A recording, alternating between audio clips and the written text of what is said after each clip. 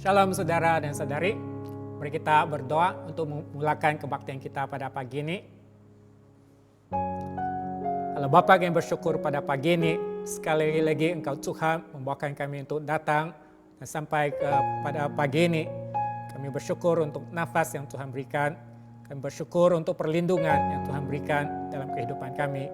Engkaulah Tuhan yang sentiasa melindungi, Engkaulah Tuhan yang membawa kami melewati lembah kekelaman. Kami bersyukur segala berkat, kurnia dan perlindungan Tuhan dalam kehidupan kami. Kami mendoakan supaya pada pagi ini, lewat daripada kebaktian kami, nama Tuhan diagungkan, dipuji dan disembah. Kami berdoa juga untuk setiap saudara dan saudari kami yang menyembah Tuhan bersama pada pagi ini di rumah masing-masing. Kami juga mendoakan supaya hadirat Tuhan beserta dan setiap kami saat kami menyembah Tuhan. Kami serahkan kebaktian pada pagi ini ke dalam tangan Tuhan. Dalam nama Tuhan Yesus kami berdoa dan mengucap syukur. Amin. Saudara-saudari, mari kita berdiri bersama dan mulakan kebaktian kita. Kita mulakan dengan salam. Saudara dan saudari, Tuhan beserta kamu. Dan beserta kamu juga. Saya gembira bila mereka berkata kepada saya, marilah kita pergi ke rumah Tuhan. Hai, marilah kita menyanyi kepada Tuhan. Marilah kita bersorak dengan sukacita kepada Juru Selamat yang Maha Kuasa. Allah itu roh. Kita harus menyembah Dia dalam roh dan kebenaran. Kemuliaan kepada Allah, Bapa, Anak, dan Roh Kudus. Puji Tuhan sekarang dan selama-lamanya. Amin. Doa untuk kesucian. Ya Allah yang Maha Kuasa, semua hati manusia terbuka di hadapan Tuhan. Semua keinginannya diketahui olehmu, dan daripadamu tiada rahasia yang tersembunyi. Sucikanlah niat hati kami dengan ilham Roh Kudus-Mu, supaya kami boleh mengasihi-Mu dengan sempurna dan memuliakan nama-Mu yang kudus dengan selayaknya. Melalui Yesus Kristus Tuhan kami. Amin.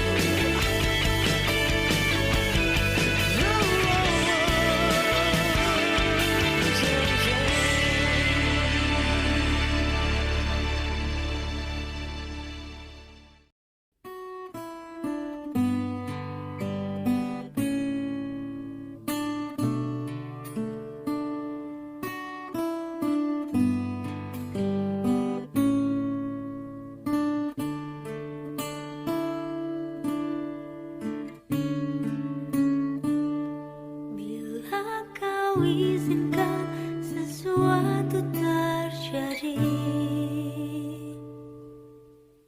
Ku percaya semua untuk kebaikanku.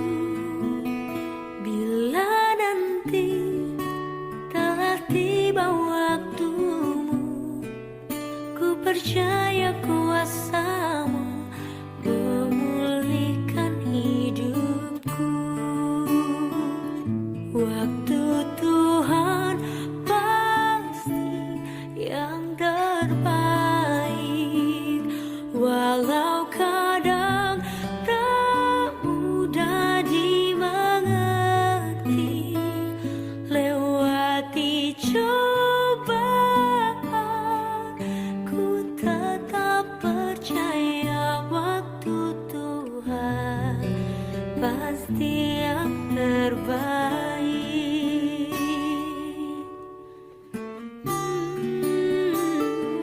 Bila Kau izinkan sesuatu terjadi, ku percaya semua untuk kebaikanku. Bila nanti telah tiba waktumu, ku percaya kuasa-Mu memulihkan hidupku.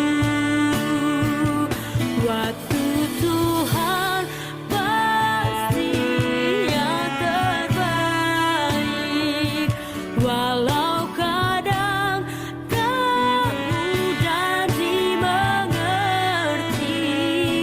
Lewati cobaan, ku tetap percaya waktu Tuhan pasti yang terbaik.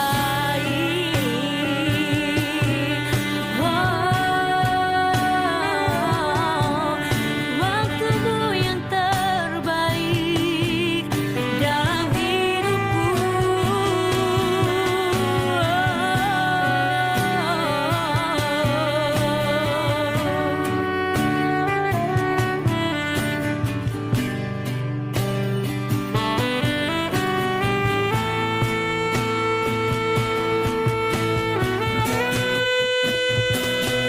Waktu Tuhan pasti yang terbaik, walau kadang tak mudah dimengerti. Lewati cobaan, ku tetap percaya waktu Tuhan pasti yang terbaik. Lewati cobaan, ku tetap percaya waktu Tuhan pasti yang terbaik. Lewati cobaan, ku tetap percaya waktu Tuhan pasti yang terbaik.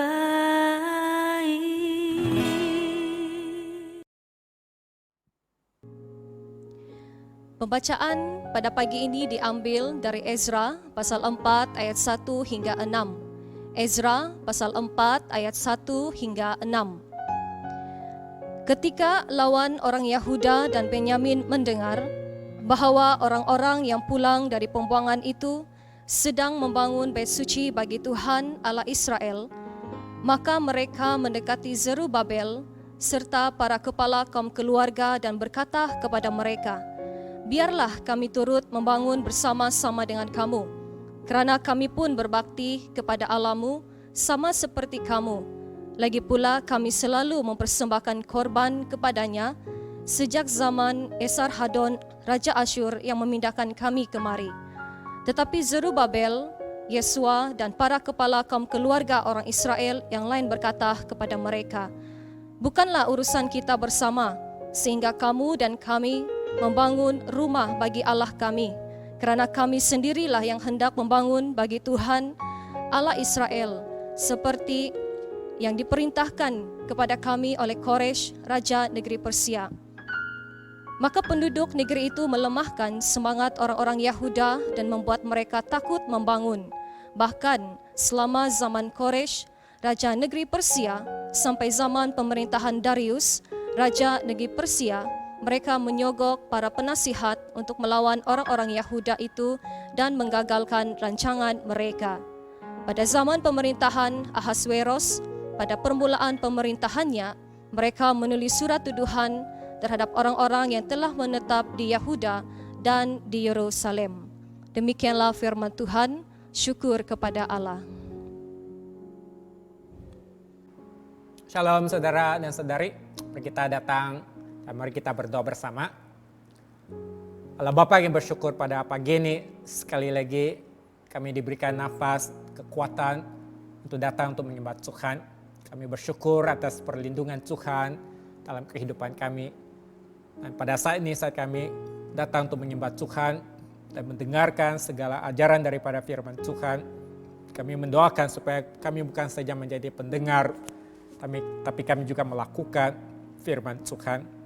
Kami mendoakan supaya Engkau Tuhan berkati dan penyertaan Tuhan beserta dan setiap kami pada saat ini. Sungguh pun kami menyembah Tuhan bersama pada pagi ini di rumah masing-masing. Kami tetap percaya Engkau Tuhan hadir bersama dengan kami. Kami serahkan masa berikut ke dalam tangan Tuhan. Dalam nama Tuhan Yesus kami berdoa dan mengucap syukur. Amin. Shalom dan damai sejahtera kepada saudara dan saudari yang berada di rumah. Kita sangat bersyukur atas perlindungan Tuhan membawakan kita sampai dan selamat pada pagi ini untuk menyembah Tuhan bersama. Dalam 2 minggu yang telah berlalu, kita telah mulai belajar dalam buku Ezra. Kita melihat bagaimana umat Yahudi, bagaimana mereka pulang ke tempat halaman mereka untuk membangunkan semula bait suci. Dan kita juga melihat bagaimana bagaimana Tuhan membuka jalan kepada mereka dan dalam mereka melakukan kerja sedemikian.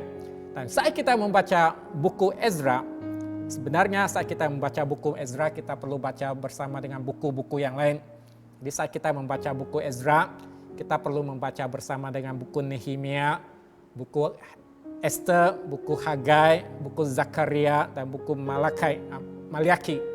Dan semua buku-buku ini sebenarnya adalah buku-buku yang ditulis setelah pembuangan. Maksudnya setelah mereka balik ke halaman mereka, buku-buku ini dituliskan. Dan buku-buku ini adalah menyatakan tentang bagaimana mereka membangunkan semula bait suci dan juga kota suci mereka.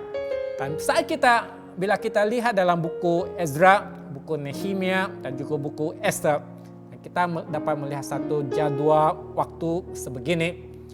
Dan pada tahun 536 sebelum Masehi, Zerubabel kembali bersama umat Yahudi. Dan 534 sebelum Masehi, batu dasar diletakkan, kerja pembangunan semula bait suci bermula. 534 sampai 530 SM sebelum Masehi, penentangan daripada musuh bermula dari Raja Kores sampailah Raja Ahasweros. Dan 530 sampai 520 sebelum Masehi, pembinaan bait suci diberhentikan oleh Raja Artasasta. Dan 520 sebelum Masehi, panggilan untuk membina semula oleh Hagai dan Zakaria dan mendapat persetujuan daripada Raja Darius. Dan pada 516 sebelum Masehi, barulah bait suci siap dibina. Dan saat kita melihat dalam jadwal waktu sebegini, dan kita melihat bagaimana saat mereka balik semula untuk membangunkan, untuk membina semula bait suci Allah. Dan dalam pekerjaan ini sebenarnya ada juga halangan demi halangan yang mereka hadapi. Nah, ini boleh dikatakan sebagai halangan rohani dalam pelayanan. Halangan rohani. Mereka bukan sahaja berhadapan dengan ugutan luar, tapi mereka juga menghadapi tekanan dalaman. Nah, pertama, mari kita melihat ugutan luar terhadap pekerjaan Tuhan. Inilah halangan rohani yang pertama, ugutan luar dalam pekerjaan Tuhan. Saat umat Yahudi mereka ingin untuk membangunkan semula bait suci. Dan kita melihat dalam Alkitab mengatakan musuh mereka. Dan musuh ini adalah orang-orang Samaria. Dan mereka melihat umat Yahudi sedang membangunkan semula bait suci. Dan mereka cuba dengan sedaya upaya, dengan berbagai cara untuk mengacau, untuk mengganggu dalam rancangan mereka. Dan dalam Alkitab berkata, dan musuh ini berkata kepada orang-orang Yahudi, dan mereka berkata, biarlah kami turut membangunkan bersama dengan kamu, karena kami pun berbakti kepada Allahmu sama seperti kamu. Dan saudara dan saudari, apakah mereka sama dengan umat Yahudi? Sebenarnya bukan. Kalau kita lihat dalam Alkitab, sebenarnya mengatakan latar belakang mereka. Kalau kita lihat dalam buku 2 Raja-Raja bab 17, mengatakan latar belakang mereka sebenarnya adalah menyembah berhala.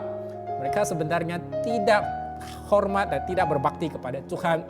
Jadi mereka bukan datang untuk membantu. Sebenarnya mereka ada muslihat datang sebenarnya adalah untuk merosakkan rancangan membangunkan semula bait suci oleh orang-orang Yahudi.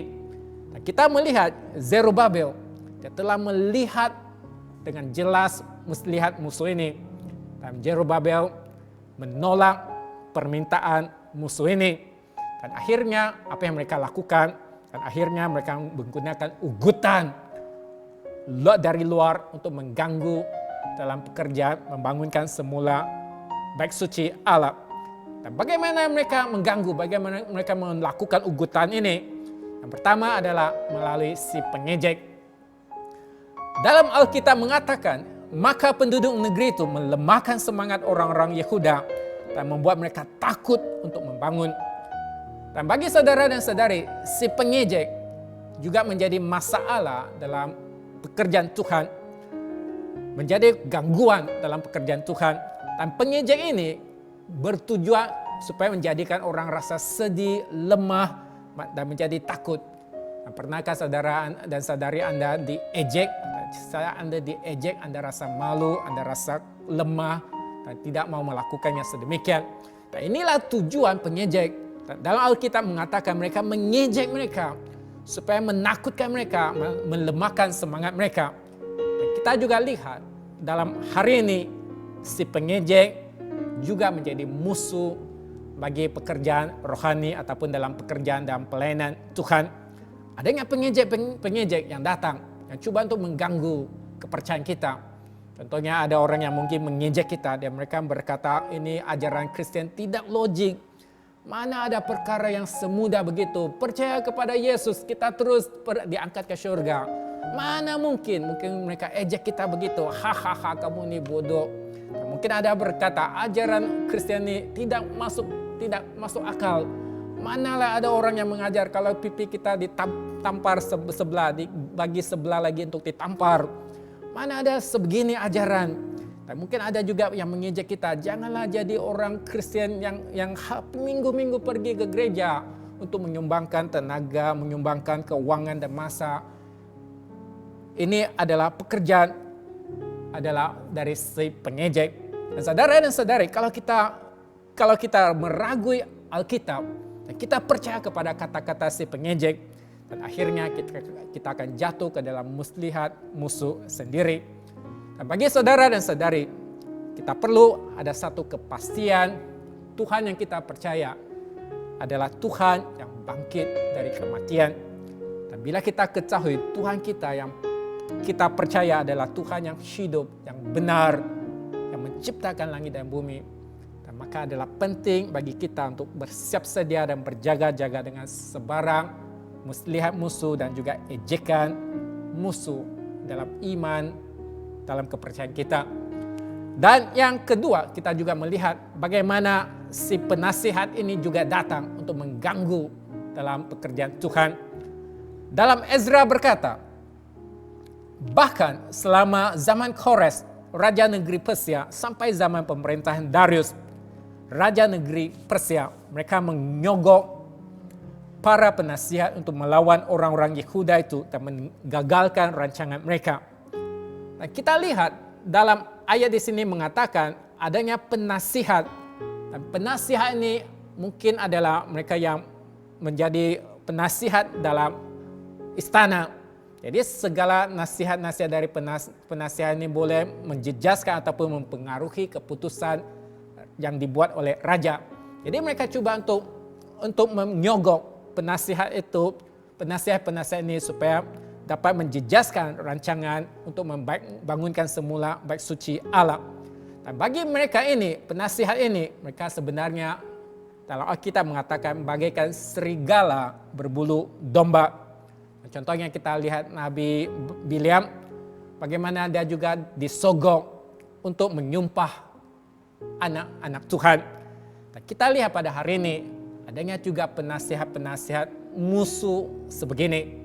Mereka coba untuk memberikan banyak ajaran-ajaran yang sesat. Dan kita melihat banyaknya ajaran-ajaran yang sesat. Mereka memberitakan satu Kristus yang berlainan. Mereka mungkin ada juga yang menggoda umat Kristen, menfitnah Kristen, dan tujuan mereka adalah untuk merosakkan pekerjaan dalam rumah Tuhan. Dan kita lihat yang selanjutnya, bagaimana gangguan yang dilakukan oleh musuh melalui si penuduh. Dalam Ezra bab 4 ayat 6 berkata, pada zaman pemerintahan Ahasveros, pada permulaan pemerintahannya, mereka menulis surat tuduhan terhadap orang-orang yang telah menetap di Yehuda dan di Yerusalem. Kita melihat bagaimana musuh ini membuat rayuan demi rayuan kepada raja. Jadi darilah Raja Ahasveros sampailah Raja Artasasta. Ini bermaksud seandainya bila rayuan mereka kepada raja gagal, mereka bersambung lagi, tidak putus asa. Mereka bertekad untuk memusnahkan pekerjaan rumah Tuhan. Dan kita juga melihat, kalau kita lihat dalam Alkitab, dalam ayat ke-7 dan ke-8, Ezra bab ke-4 ayat 7-8 mengatakan, mereka juga mengogok berbagai kuasa. Jadi dari kuasa tempatan sampailah kepada bupati, sampailah penitera. Kalau dalam perkataan pada hari ini, sampailah kerajaan tempatan, sampailah kepada YB, menteri-menteri, semualah mereka sogok dengan tujuan untuk memusnahkan ataupun menghalang pekerjaan pembinaan semula bait suci. Dan tuduhan mereka sebenarnya tidak berasas, adalah semata-mata untuk menipu, untuk memutarbelitkan kebenaran. Dan mereka cuma untuk membuat andaian sendiri. Mereka melakukan penipuan dan ugutan. Dan malah kita lihat bagi musuh-musuh ini, mereka menyatakan kepada Tuhan dan mereka berkata, raja perlu tahu. Kalau kita lihat dalam ayat ke-12, dan mereka berkata kepada raja, raja kena maklum, umat Yahudi yang balik dari tempat tuanku ini, dan mereka berada di tempat ini sekarang, mereka balik ke Yerusalem, mereka adalah umat yang memberontak, dan mereka membangunkan kota mereka, membangunkan kota yang durhaka dan jahat itu. Inilah bagaimana tuduhan yang dilakukan oleh musuh. Pada hari ini sebenarnya kalau seandainya kita lihat dalam seluruh dunia, kita juga melihat dalam apa yang kita hadapi sebagai Kristen, kita juga menghadapi musuh rohani ini yang sentiasa melakukan tuduhan untuk fitnah Christianity, untuk fitnah terhadap iman kita. Dan yang terakhir, kita juga melihat bagaimana gangguan yang dilakukan dari si penguasa. Dalam ayat 21 sampai 24 berkata, Raja Artasasta berkata, oleh sebab itu keluarkanlah perintah untuk menghentikan orang-orang itu supaya kota itu jangan dibangunkan kembali. Maka setelah salinan surat Raja Artasasta dibacakan kepada Rehum dan Simsai, panitera serta rakan-rakan mereka, berangkatlah mereka dengan segera ke Yerusalem mendapatkan orang-orang Yahudi, dan dengan kekerasan mereka memaksa orang-orang itu menghentikan pekerjaan itu. Dan kita lihat bagi mustilihat musuh, cara yang terakhir mereka gunakan untuk mengganggu umat Yahudi adalah dengan menggunakan kuasa yang tertinggi sampai kepada raja. Jadi mereka berkata, ini adalah demi kebaikan raja. Dan semua orang-orang Yahudi yang balik ke Yerusalem adalah orang-orang yang memberontak. Dan akhirnya raja percaya dan kemudian raja berhentikan kerja-kerja membangunkan semula bait suci oleh orang-orang Yahudi. Kita lihat keadaan ini demikian juga pada hari ini, bagaimana kuasa kerajaan juga digunakan untuk menghentikan dalam penyebaran Christianity dan juga menghalang dalam pembinaan gereja-gereja di seluruh dunia.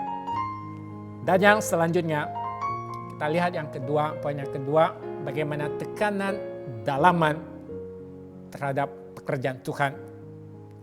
Nah, kita lihat dalam pekerjaan Tuhan bukan saja adanya ugutan dari luar, tapi dalaman sendiri juga ada masalah. Dan bagaimana dalam masalah dalaman mereka? Pertama adalah adanya gangguan dalam hati mereka. Bagi umat Yahudi saat mereka balik untuk membenarkan semula bait suci, tapi kemudian mereka hilang tumpuan. Alkitab berkata, beginilah firman Tuhan semesta alam, bangsa ini berkata, sekarang belum tiba waktunya untuk membangun kembali rumah Tuhan. Dan bagi umat Yahudi ini saat mereka sudah balik, mereka kata ini belum sampai masanya. Ini bukan masanya kita bangunkan rumah Tuhan. Tapi kalau kita lihat dalam Alkitab, apa mereka buat? Jadi mereka membangunkan rumah sendiri dahulu. Mereka buat rumah sendiri dahulu dan bukannya buat rumah Tuhan.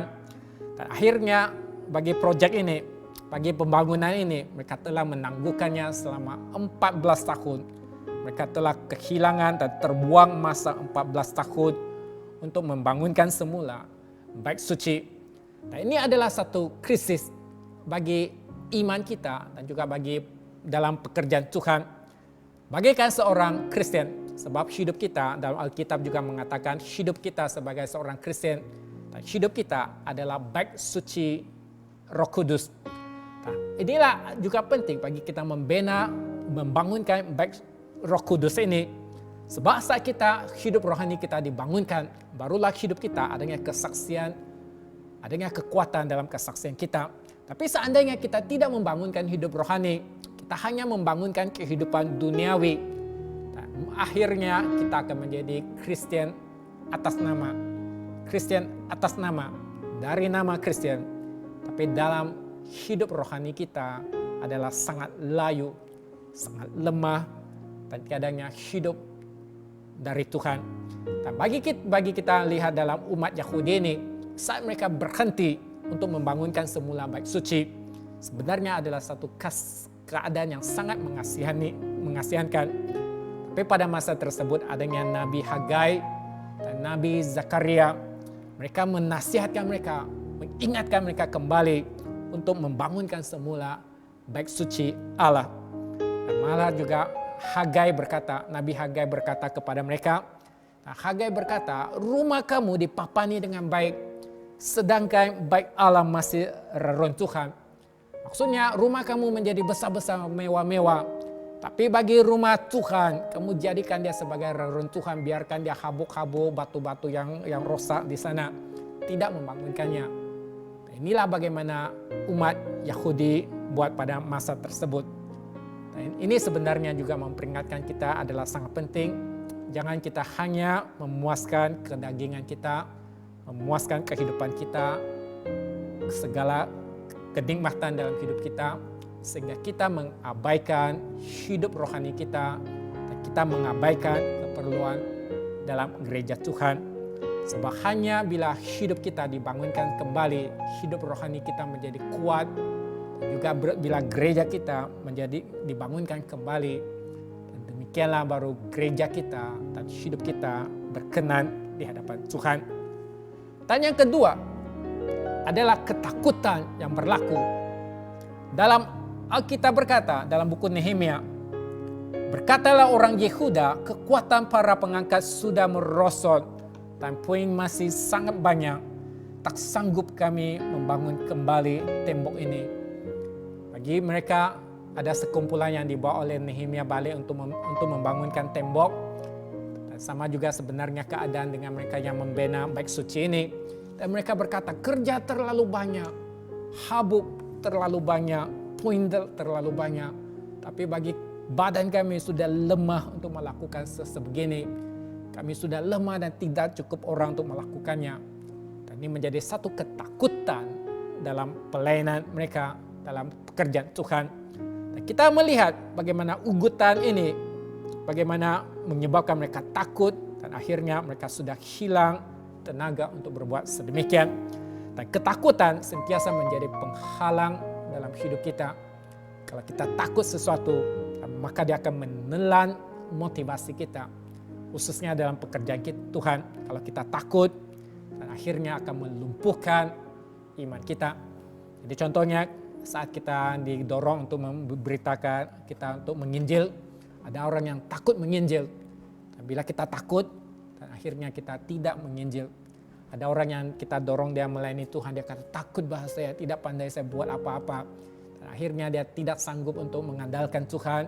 Dan ketakutan dia menyebabkan dia tidak menyertai pelayanan. Ada orang yang takut dengan cabaran. Ada orang yang takut dengan penderitaan yang mungkin datang saat dia percaya kepada Yesus. Dan akhirnya ketakutan menyebabkan seseorang tidak dapat bergerak maju dalam perjalanan rohani maupun juga dalam pelayanan pribadinya. Dan ketakutan sentiasa melumpuhkan iman kita. Adalah penting bagaimana kita mengandalkan Tuhan. Ingat, Tuhan kita adalah Tuhan yang bangkit dari kematian. Tuhan yang boleh memberikan kita kemenangan. Jadi jangan kita biarkan ketakutan menelan kita, tapi kita izinkan kekuatan Tuhan yang memenuhi kita supaya kita dikuatkan dalam pelayanan dan juga dalam perjalanan rohani kita. Jadi adalah penting bagi jemaat Tuhan kita saling mendorong, kita saling dikuatkan di dalam Tuhan, kita saling berdiri dengan teguh, terus berjalan dalam rencana Tuhan sendiri. Dan akhirnya dosa juga menjadi penghalang dalam pekerjaan Tuhan. Dalam buku Ezra bab 4 ayat 1-2 berkata, lawan orang Yehuda dan Benjamin ataupun musuh mereka berkata kepada mereka, biarlah kami turut membangun bersama-sama dengan kamu, kerana kami pun berbakti kepada Allahmu sama seperti kamu. Dan sebenarnya ada satu kesamaan juga bagi orang Yahudi bersama dengan musuh ini, sebab mereka pun sama-sama menyembah berhala. Tadi kita sudah mengatakan musuh ini mereka juga menyembah berhala. Tapi sebenarnya umat Yahudi juga tidak segenap hati melayani Tuhan. Dan mereka melayani Tuhan, mereka juga menyembah berhala-berhala yang lain. Kalau kita lihat dalam buku 2 Raja-Raja bab 17, mengatakan mereka beribadah kepada Tuhan, mereka juga mencari berhala-berhala yang lain. Mereka tidak berbakti kepada Tuhan dengan sepenuhnya, tidak ikuti ketetapan Tuhan, tidak mengikuti hukum Tuhan, undang-undang dan perintah yang diperintahkan oleh Tuhan. Mereka masih menjalani kehidupan sendiri. Jadi Kristen atas nama. Dan kita lihat beginilah bagaimana pekerjaan kehidupan yang sebegini, yang ada kompromi dengan dosa-dosa, menyebabkan halangan dalam pelayanan gereja, dalam kehidupan rohani kita. Jadi seandainya hidup kita sentiasa kompromi dengan dosa-dosa, dan maka adalah menjadi penghalang dalam pertumbuhan rohani kita. Dan ada saat kita lihat bagi umat Kristen yang dalam mengikuti Tuhan dan kompromi dengan dosa-dosa, akhirnya hidup kita akan jauh daripada Tuhan. Apakah dosa-dosa yang sering kita lakukan? Dalam setiap kebaktian kita mengakui dosa kita, dari pemikiran kita sentiasa berdosa kepada Tuhan, dari pertuturan kita sentiasa berdosa, menyakitkan hati Tuhan, dari perbuatan kita. Ada perkara yang Tuhan katakan jangan buat, tapi kita lakukan juga. Ada larangan daripada Tuhan jangan buat, tapi kita buat juga. Dan akhirnya hidup kita jatuh dalam dosa-dosa. Dan ada kalanya kita juga mengasihi dunia ini, hal-hal dunia ini, mengasihi semuanya hawa nafsu dunia ini, lebih daripada kita mengejar untuk mengenali dengan Tuhan. Dan ada kalanya kita meletakkan banyak berhala-berhala dalam kehidupan kita. Kita mencari keuangan lebih penting, kita mencari nama lebih penting, kita mencari benda-benda dalam dunia ini lebih penting daripada kita meluangkan masa untuk mencari Tuhan. Dan inilah semuanya menyebabkan kita kompromi dengan dosa-dosa dan menjadi penghalang dalam hidup rohani kita. Dan seandainya kehidupan umat Kristen sebegini, maka juga menjadi penghalang dalam kerohanian gereja Tuhan dan juga dalam pelayanan dalam gereja Tuhan. Jadi pelayanan dalam pekerjaan Tuhan akan terhalang bila kita kompromi dengan dosa-dosa. Jadi ini adalah satu keadaan yang sangat bahaya dan tidak menyenangkan hati Tuhan. Kita lihat dalam pekerjaan membangunkan semula baik suci Allah telah ditangguhkan 14 tahun. Dan akhirnya setelah melewati berbagai cabaran dan dorongan, barulah mereka kembali untuk memulihkan pembinaan semula dan akhirnya rumah Tuhan disiapkan. Kita melihat dalam pekerjaan gereja, dalam pekerjaan Tuhan, dan dalam kehidupan rohani kita. Tentunya kita juga menghadapi banyak halangan, sama ada dari segi luaran maupun ada halangan dalaman kita. Tapi jangan kita benarkan semua penentangan dari musuh ini, dari luar ataupun dalam, sehingga menjejaskan kehidupan kita dan menyebabkan kita jauh daripada Tuhan. Jangan disebabkan oleh halangan demi halangan, cabaran demi cabaran, dan akhirnya kita meninggalkan Tuhan. Hanya saat kita kembali kepada Tuhan, barulah hidup kita akan dipakai oleh Tuhan, gereja kita dipakai oleh Tuhan, dan hidup kita diberkati, gereja diberkati oleh Tuhan. Jadi pada hari ini, Tuhan tetap mencari orang yang sedemikian, dan Tuhan mencari adalah umat Tuhan yang sungguh pun menghadapi berbagai cabaran dalam imannya, dan juga dalam mereka yang melayani Tuhan yang menghadapi berbagai cabaran, tetap beriman kepada Tuhan, tetap mengandalkan Tuhan, dan tetap setia kepada panggilan Tuhan dalam hidup mereka. Dan akhirnya mereka sedemikian akan dikuatkan oleh Tuhan dan mendapat berkat daripada Tuhan. Apakah saudara dan saudari Anda adalah salah seorang yang sebegini yang dicari oleh Tuhan? Tidak kira apa juga yang berlaku, Anda tetap setia dengan panggilan Tuhan dan melakukan kehendak Tuhan. Tuhan sedang mencari Anda yang sebegini. Mari kita berdoa.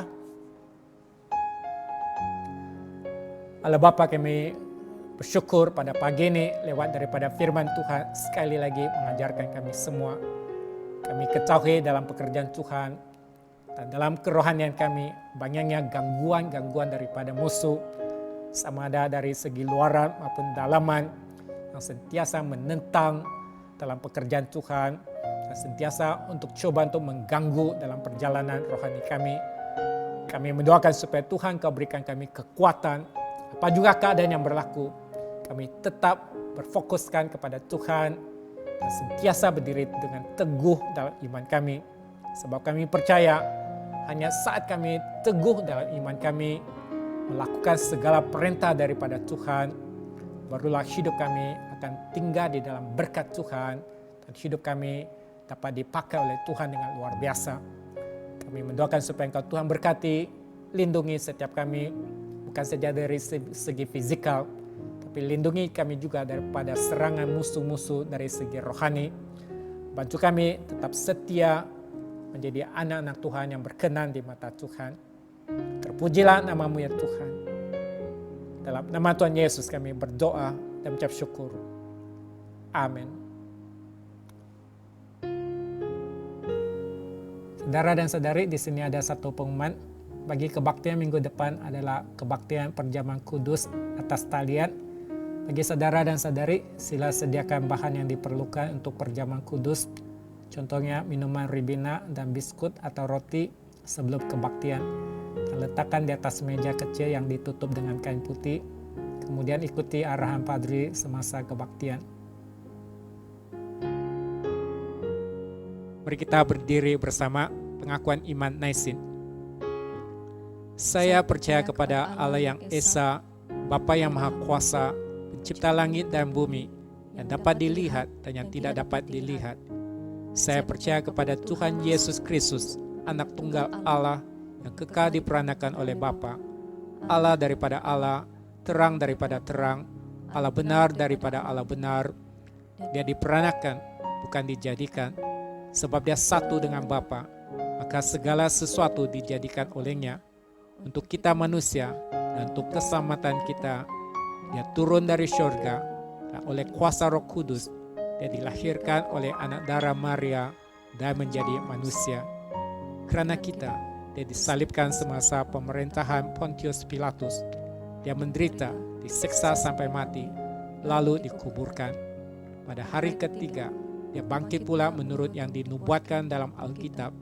Lalu dia naik ke surga. Dia duduk di sebelah kanan Bapa. Dia akan datang kembali dalam kemuliaan untuk menghakimi baik orang yang masih hidup maupun orang yang sudah mati, dan kerajaannya tidak akan berkesudahan. Saya percaya kepada Roh Kudus, yaitu Tuhan dan Pemberi hidup, yang datang daripada Bapa dan Anak, serta dengan Bapa dan Anak, dan disembah dan dipermuliakan. Dia telah berfirman melalui nabi-nabi. Saya percaya kepada gereja sedunia yang kudus, dan daripada rasul-rasul itu, saya mengaku satu baptisan akan mendatangkan pengampunan dosa. Saya menantikan kebangkitan orang mati dan kehidupan dalam dunia yang akan datang. Amin. Saudara dan saudari, pada saat ini adalah saat doa syafaat. Mari jemaat Tuhan, kita berdoa bersama-sama dan saya pimpin di dalam doa. Bapa di syurga, kami mengucap syukur untuk kasih dan kebaikan Tuhan dalam kehidupan kami. Kami ada pada hari ini semuanya karena anugerah Tuhan. Bapa di syurga, pagi hari ini kami ingin berdoa untuk negara kami Malaysia. Kami mengingati wilayah Persekutuan Labuan, bahkan peranannya ya Bapa sebagai pusat perniagaan dan keuangan antara bangsa. Kami berdoa untuk pihak berkuasa tempatan, agar mereka ya Bapa beroleh hikmat dan kemampuan yang datang daripada Engkau sendiri di dalam mereka mengurus tadbir wilayah ini. Bahkan di dalam segala perancangan mereka untuk merangsang bahkan melaksanakan pembangunan ekonomi dan sosial di wilayah ini, kiranya semuanya berada di dalam campur tangan Tuhan. Kami berdoa juga untuk rahmat Tuhan agar terus turun ke atas penduduk bahkan masyarakat di wilayah Persekutuan Labuan ini ya Bapa, dan kami mau berdoa kiranya Engkau sendiri yang akan terus melindungi dan memberkati mereka, khususnya di saat mereka sedang berhadapan dengan pandemik COVID-19. Bapa di syurga, kami terus berdoa juga untuk Diosis Sabah, dan kami mengingati Christchurch Likas, khususnya Archdeacon Moses Chin, bahkan semua staf pentadbiran dan penggembalaan. Bapa di syurga, kiranya urapan-Mu terus mengalir ke atas mereka, di dalam mereka melaksanakan pelayanan yang Engkau sendiri sudah percayakan kepada mereka. Berkati mereka ya Bapa, agar segala sesuatu yang mereka lakukan, yang mereka rancangkan, semuanya membawa kemuliaan bagi nama-Mu. Kami berdoa juga untuk seluruh jemaat agar mereka akan tetap bertumbuh dan terus diteguhkan di dalam iman mereka. Terima kasih ya Bapa, kami mengingati gereja-Mu di tempat ini, Gereja Anglican Indah. Kami berdoa khususnya para belia dan beliawanis di gereja kami, agar mereka akan terus menjadi saluran-Mu yang luar biasa, baik itu di dalam pelayanan gereja maupun di tempat kerja mereka. Kami berdoa ya Bapa, kiranya Engkau sendiri juga yang akan meneguhkan mereka di dalam iman dan percaya mereka kepadamu. Bapa di syurga, jadikan mereka garam dan terang-Mu yang bersinar untuk kemuliaan-Mu dimanapun mereka berada. Kami mengingati jemaat Tuhan yang berada di rumah masing-masing, bahkan dimanapun mereka berada, khususnya mereka yang terjejas akibat daripada pandemik COVID-19 ini. Kiranya penyertaan, perlindungan Tuhan terus bersama dengan mereka dan memberkati mereka di dalam setiap keperluan mereka. Teguhkan mereka dan bantu mereka untuk tetap percaya kepadamu ya Bapa. Terima kasih Bapa di syurga, terpuji termulia nama-Mu. Kami menyerahkan semua doa ini ke dalam tangan kasih Tuhan, dan kami percaya Engkau akan menjawab sesuai dengan waktu dan rencana Tuhan sendiri. Terima kasih Bapa, di dalam nama Yesus kami berdoa dan mengucap syukur. Amin. Pengakuan dosa. Mari kita akui dosa kita bersama. Allah yang penuh belas kasihan, Bapa kami di surga, Pencipta kami dan Hakim kami, kami telah berdosa terhadap Engkau dan terhadap sesama manusia, baik dalam pikiran, perkataan dan perbuatan, melalui kelalaian, kelemahan dan kesalahan yang disengajakan. Kami sekarang bertaubat dan benar-benar menyesal sebab kesalahan kami. Bapa, ampunilah kami demi anak-Mu, Yesus Kristus yang telah mati untuk kami. Kuatkanlah kami supaya dapat mengasihi dan mentaati-Mu dalam kehidupan yang baru. Melalui Yesus Kristus Tuhan kami. Amin. Doa Tuhan, mari kita berdoa bersama-sama. Bapa kami di surga, dikuduskanlah namamu, datanglah kerajaanmu, jadilah kehendak-mu di bumi seperti di surga. Berikanlah kami pada hari ini makanan kami sehari-hari. Ampunilah kami akan dosa-dosa kami, seperti kami juga mengampuni orang yang bersalah kepada kami. Janganlah membawa kami ke dalam pencobaan, tetapi lepaskanlah kami daripada yang jahat. Kerana Engkaulah yang mempunyai kerajaan, kuasa dan kemuliaan, sekarang dan selama-lamanya. Amin. Mari kita menerima berkat. Sentosa Allah yang melebihi pengertian manusia, melihara hati dan jiwa kamu di dalam pengetahuan dan kasih Allah dan anaknya Yesus Kristus Tuhan kita. Dan berkat Allah yang Maha Kuasa, Bapa, Anak, dan Roh Kudus serta dan kamu, dan tinggal serta dan kamu sampai selama-lamanya. Amin. Saudara dan saudari, pergilah dengan damai sejahtera dan layanilah Tuhan dalam nama Kristus. Amin. Mari kita berdiri bersama-sama. Kita akhiri kebaktian kita dengan menaikkan sebuah lagu pujian kepada Tuhan Allah kita.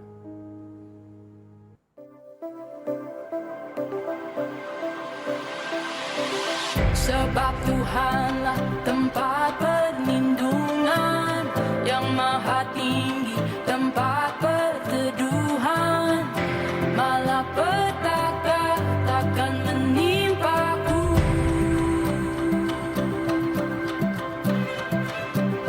Walau 1000 rebah di sisiku, 10.000 rebah di kananku, tetapi itu takkan menimpaku.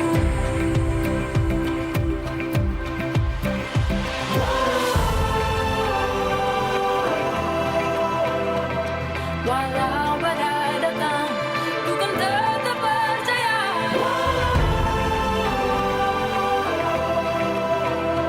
Apapun yang terjadi, ku kan tetap percaya. Sebab Tuhanlah tempat perlindungan yang maha tinggi, tempat perteduhan. Malapetaka takkan menimpaku.